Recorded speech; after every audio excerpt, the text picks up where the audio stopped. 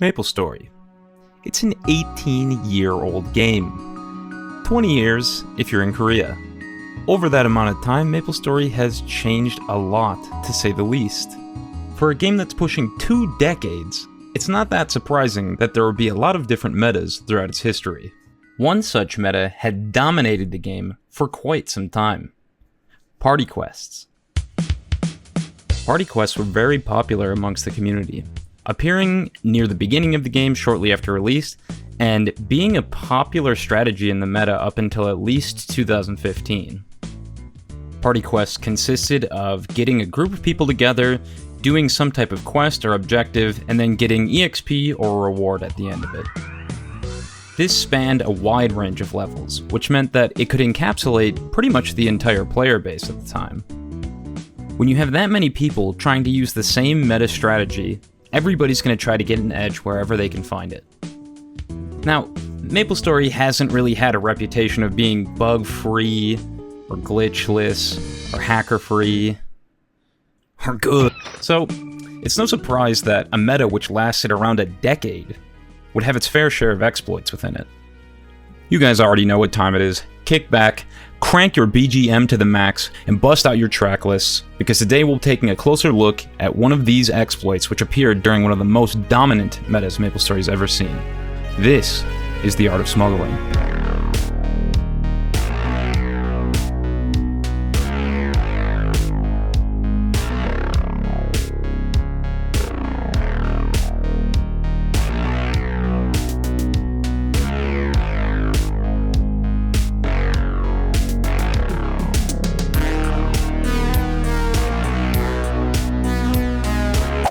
When you think about the term smuggling, usually you think of drugs or something illegal, and this is very much of the same nature. In real life, someone will usually take something from where it is cheap, and they'll smuggle it into somewhere where they can sell it for a higher price. Or at least something similar to that. In MapleStory, the goal is to take something that's useful and smuggle it so that you can use it in a way that it wasn't intended to be used. The idea of smuggling in real life makes quite a bit of sense. I mean, you just take something that somebody else is trying to get, and you hide it from them. So how does this work in a game like MapleStory when it's just code interacting with itself? I mean, it's not like you can really hide stuff. In general, your goal with smuggling is to get an item out of one of these party quests. The NPC's objective is to make sure that you don't take one of those items out of this party quest. So, all you really have to do is make this NPC think that you don't have one of those items. But how is that really possible? Let's do a quick step-by-step breakdown of how players would accomplish this. Well, firstly, you'd need to get an item that you want to have outside of the PQ, and then you get to a point where you've reached the last NPC, the one that's going to take your item away from you when you try to leave. Players would most often drop an item on the ground. This is because the NPC only checked your inventory. It didn't really care what was on the ground in the map that you were in. You'd pull up the NPC dialogue just before you were about to be removed from that map, and then you would disconnect your internet connection. In modern day MapleStory, this would normally just disconnect you as soon as you've lost internet. But back then, the game didn't really operate that way. It would try to re-establish the connection. And this is intuitive because you wouldn't want players always crashing back to the desktop or the login screen just because they had a decent blip in internet connection. Normally it seems much better to re-establish connection for those players to let them keep playing. Well, the slight oversight in this is that players could input actions during that time that the internet was disconnected. It would take all of these inputs from the client that the player was on, and once the internet connection re-established, it would send all of those inputs over to the server at the exact same time. The byproduct of this is that the code in the NPC dialogue, which was trying to run to clear your inventory and move you back to the map that you were supposed to go to, wouldn't happen at the right time. So as a result, players would get through the NPC dialogue, and then they'd be able to pick up the items on the ground just before they were moved back to the map. Now you may be thinking to yourself, great, I've got a bunch of useless party quest etc items in my inventory that don't do anything outside of the PQ. Why the heck would I want this? Well, the thing is, this wasn't accounted for by the devs when PQs were made, so you could re-enter the PQ with those illegal items. This means that players can start breaking the functionality of these party quests, and an enormous amount of value now comes out of smuggling. And you better believe players are going to start trying to figure out which PQs will have the most benefit from this. After this became public, smuggling started to run rampant. People would use this in Kerning PQ for skipping stage 1, Hennessys PQ for crazy EXP, Ludi PQ for obtaining girlfriends, apparently, and Orbis PQ for skipping stage 1, and this is not to be confused with Glitch PQ, which is similar, but not exactly the same as smuggling. But we'll get back to that in just a second. I kind of glanced over these examples, so let's go through them a little bit more in depth to truly give you an idea of how broken this strategy was. Let's start with Hennessys PQ. It's the lowest level, so it kind of makes sense, and it's also really simple to understand, so I think it's a good spot to start. You would have to run one of the PQs just like normal. To do this, you'd collect seeds of various colors, place them down around the map in their allocated spots, and then afterwards a moon bunny would spawn up. This moon bunny would continuously pump out rice cakes one after the other until whenever you saw fit. But it was kind of pointless to collect a ton of these rice cakes because you really only needed 10. You didn't get extra EXP for collecting more of them, and of course the rest of them were removed from your inventory after you would leave. So you might already see where this is going. You just simply collect as many of these rice cakes as you wanted to from the moon bunny, smuggle out all the rest of them that you didn't use to clear from that PQ, and then you could keep going back in, clearing stage 1, and immediately clearing stage 2 as many times as you wanted. Not only that, but these rice cakes were tradable, so you could put them into your storage, which Hennessys PQ entrance was conveniently positioned near. Alright, the next examples are where we start to get to see some of the more abstract applications of smuggling. Let's take a look at what is debatably the most iconic party quest in all of MapleStory. Kerning PQ is one of the most well-known in all of the game, but it might not be entirely clear right away how smuggling could be applied. Let's give a quick overview of what Kerning PQ is. Stage 1, you need a total of 3 passes. That's 1 from each person that's not the leader, because you're going in with a party of 4. To get those passes, each member will need to collect a certain number of coupons based on a question that the NPC gives you. After trading in all 3 passes, you can move on to Stage 2. Stage 2 is a simple position-based puzzle. There are 4 ropes that you can hang on. You have 3 players hang on top of them, and you'll rotate around those ropes until you find the correct combination that will open the portal. Stage 3 is very similar to Stage 2. Instead, this time it's 5 platforms instead of 4 ropes, and the platforms that you stand on are dictated based on the number of cats on that platform. You'll rotate on those platforms until you find the correct combination, and then you get to move on to Stage 4. Stage 4 is again very similar to the previous 2, but this time instead it's 6 barrels, same concept though. The final stage is much more straightforward. You simply kill all of the enemies on the map, including King Slime being the boss at the bottom, and then you take all of the passes that are dropped and bring them back up to the NPC at the top. There are exactly 10 passes which are supposed to drop, and if you don't have all 10 of those passes, you're not allowed to clear the stage or the rest of the PQ to get your rewards. This means that if somebody's holding passes and disconnects, or if there's a bug and the mobs didn't drop the passes, you were basically screwed. Smugglers, however, had a key advantage in this situation. You see, the passes that were dropped on the final stage are actually the exact same item as the passes that are needed to clear stage 1. Normally this would be no big deal, because players could never actually use those passes on stage 1, because when they'd leave the party quest, they would simply be removed from their inventory. For our smugglers, however, if they happened to be in a situation where they only had 9 passes and they couldn't clear the final stage, They instead now had an opportunity to smuggle out 9 passes. Considering 3 are only needed to clear stage 1, you now had 3 complete skips of the first stage, which is arguably the most tedious and boring stage of the entire party quest. I'm sure you can already see how this would be not only good for rewards, but also very good EXP rates as well. But we can't really talk about good EXP rates from a party quest without talking about Orbis PQ. You see, to enter Orbis PQ, you had to be between level 51 and 70, which might not seem like that much these days considering the levels we're able to get to, but back then, that took a lot of time to get to. This means that it contained most of the more skilled demographic of the game, and you better believe they were going to be privy to all sorts of tricks, such as smuggling. To say people used smuggling style strats in Orbis PQ would be an understatement. These players broke the motherfucker out of that thing. Now, Orbis PQ is quite a bit more convoluted than the other ones that we covered, so I'm not going to go step by step and cover everything about this.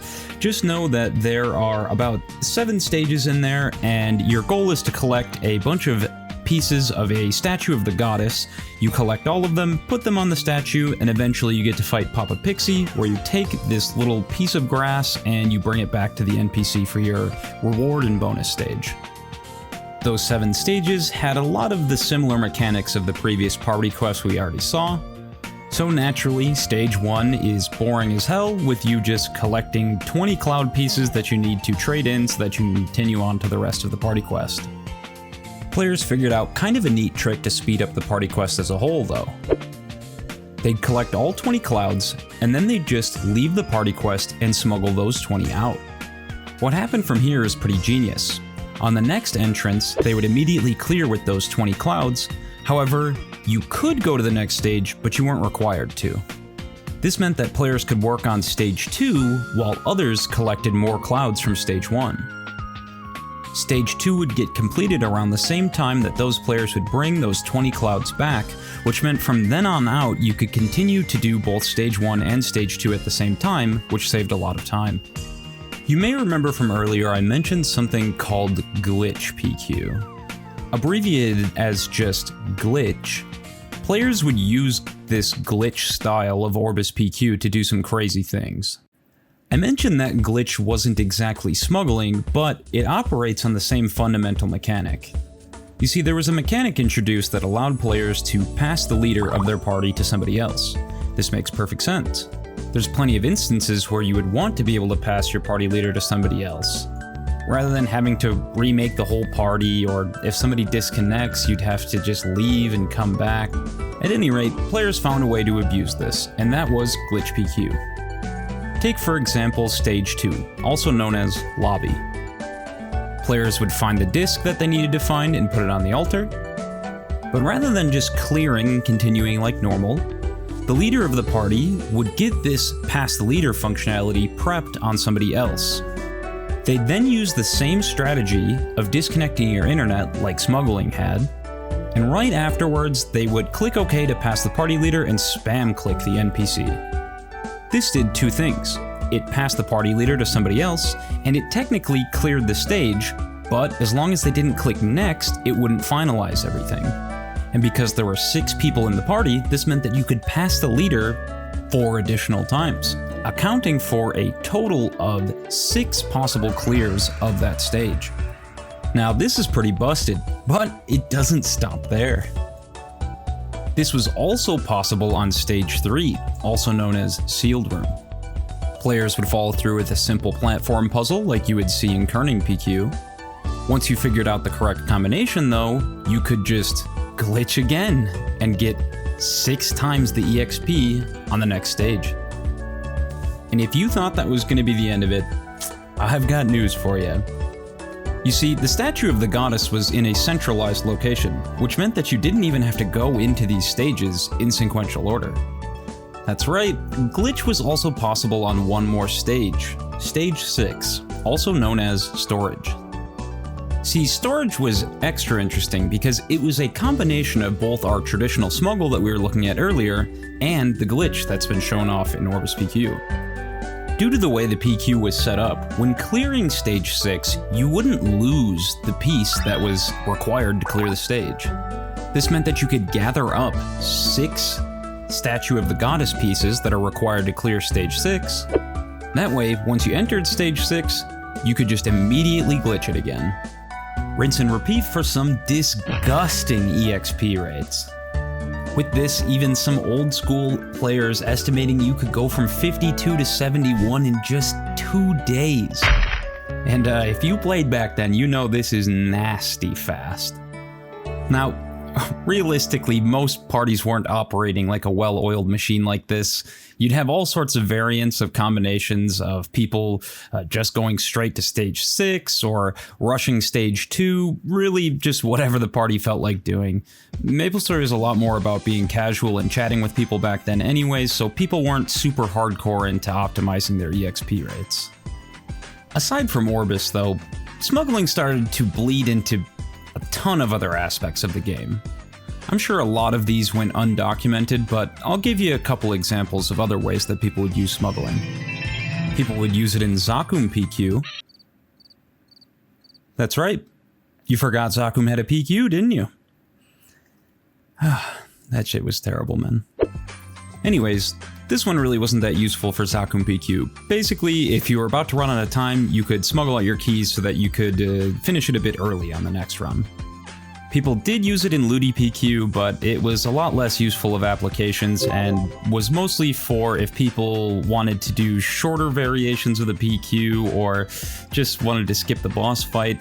Ultimately, people would use the same trick as Carning PQ with the passes to just kind of skip stages. But yeah, people tried to apply smuggling to everything. You could smuggle things like the Guild PQ exclusive earrings. That's right, the old Guild PQ. The one where you had to sacrifice a member of your party to even access the boss. Man, this game used to be a lot more grim, that's for sure. You think they'd put in another NPC like Mr. Sweatbottom? Hell no. Anyways, people would smuggle anything. There's even videos of people smuggling the magic mitten out of Happyville. There's really nothing special about the magic mitten other than being able to flex on your friends. Usually players would use this in Happyville to throw snowballs at the snowman boss. Outside of Happyville, however, though, you could use this to throw arrows, which was pretty cool and unique. Well, you may be thinking to yourself now, why did I explain all of this to you?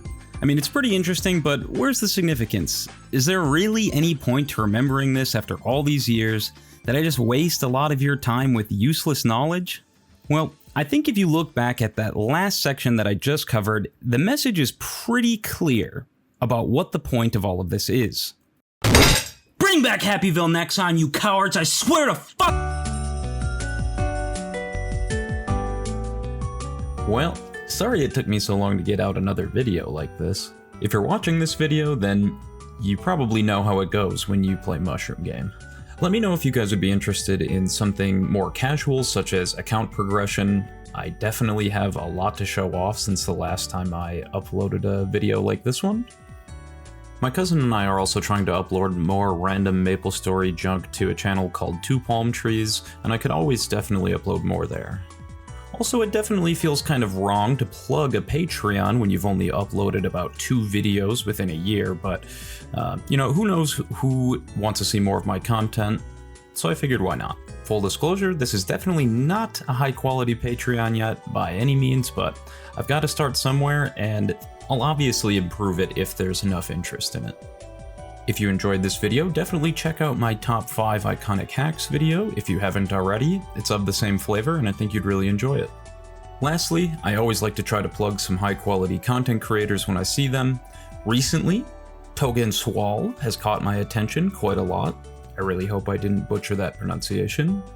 But they put out some really high quality MapleStory content, and odds are if you like this, you'll probably like theirs too. As always, thanks for watching, and I'll see you guys in 8 months.